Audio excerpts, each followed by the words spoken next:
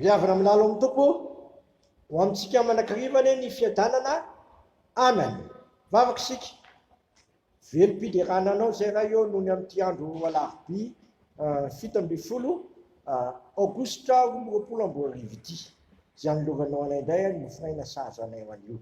Dia mitenena anao araka ny fombanao fa voninkenanao zay olonao oka aminay rehetra mifafinao fananamasina mba hahafantaranay indray fa ianao dia tompo ny fonay sy mpanefazy. Sotra Jesosy teny tonganofo. Amen. Ny anjara mofinainao antsika amin'ity alarobia 17 aogositra 2020 ity riavana dia salamo fa 7:20 vakito zao zany amin'ny anaran'i Jesosy. Mamindafo amiko Andriamanitra, mamindafo amiko fa anao no ilofan'ny fanahiko, eny ao amin'ny aliko ny elatra no ilofako, mandra-palasa ny lozy.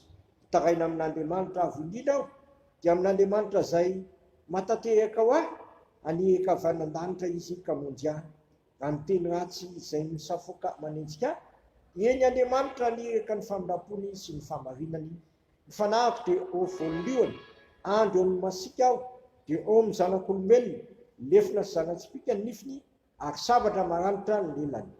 Misandata ana ambony lanitra ianao Andriamanitra, aoka ambony tany rehetra ny voninahitra ao, efa namela-pandrika rato anivitra ny diako izy, ary nampitanondrika ny fanahiko, niady lavaka teo amin'ny lohako izy, kanjo ny tena niany no latsaka ao anatiny. Masonao manamasinanay amin'ny fahamarinana, ny teninao ny fahamarinana. Amen.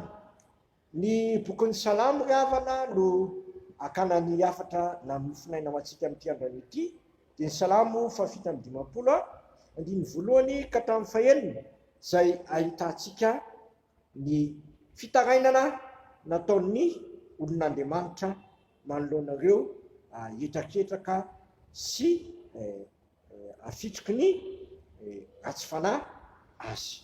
Eto izy dia miteny mihitsy hoe hitaraina amin'Andriamanitra avy indrindra aho, dia amin'ny Andriamanitra zay matateraka ho ahy.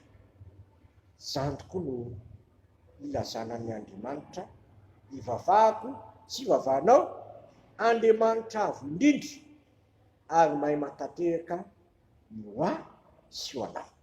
Koa aokantsika rehefa atody zavatsarotra sy manahirana, tsy ekekatsy na ekeka roa, nina nafitsiky ny fahavalo sy ny mpanao ratsy, fa hitodika avy hatrany ao amin'Andriamanitra avy indrindra. Izy raha teo no ielofan'ny fanahintsika, ary eo aminy no misy fiarovana avo atsika. Eto dia ny fahotany no nambarany mpanao salamo amin'Andriamanitra koa, hoy izy manao hoe mamindafo amiko Andriamanitra, mamindafo amiko fa ianao no elofan'ny fanahiko, eny ao amin'ny aliko ny elatra ao no elofako, mandra-palasa ny lozy. Akana amin'iza tokoa moa tsika, iza no iteratsika, iza no azontsika antenaina, tsy savatry ny famindrapon'Andriamanitra rery any. Eto izy dia mitanao ny famindrapon'Andriamanitra mba ho aminy, hoy izy eo amin'ny 1:7 tapany faharoa, anehaka avy any an-danitra izy kamonjy ahy, raha ny teny ratsy zay misafoka manenjika, eny Andriamanitra anehaka ny famindrapony sy ny fahamarinana. Anehaka avy any an-danitra Andriamanitra ho famonjena ahy, ary Andriamanitra anehaka ny famindrapony sy ny fahamarinana. Vao miteny hoe famindrapon'Andriamanitra sy fahamarinan'Andriamanitra riavana dia ny ao an-tsaina avy hatrany ny tsy fivadian'Andriamanitra, ny tsy fiovahan'Andriamanitra. Andriamanitra dia mitoetra manakariva ary tsy hiova, mahaly isan'io ary mandrakizay.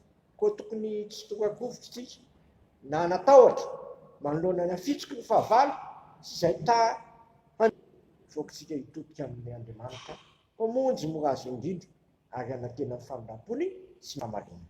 Eto am-pamaranana dia zao nafatra avy-tatsika, sy lozany misy zavatra manahirana sy zavatsarotra atrehako sy atrehnao hita amin'ity fiangonana.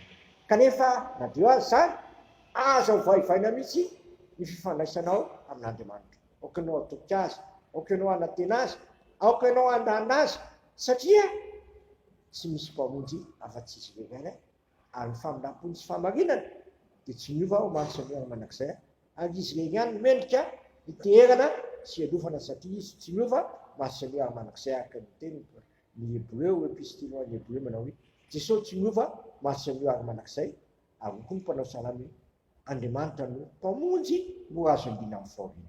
Amen. Velim-pidirananao izay raha eo fa ambaranao miariary eto amin'ity lahatsoratra masina ity. Fa na inona fitsika ny fahavalonay, na inona ataon'ireo tiamely anay, manana anao zay tokianay izay, manana anao zay antanenay izay, ianao no hoany fialofanay, ianao no afaka aliraka famonjenao anay ary ny famindraponao sy ny famarinanao okireo no ilolalana anay sy amboma anay ka tonga anay ahafantatra anay fa ianao dia tsy miova manosamiana manak'izay.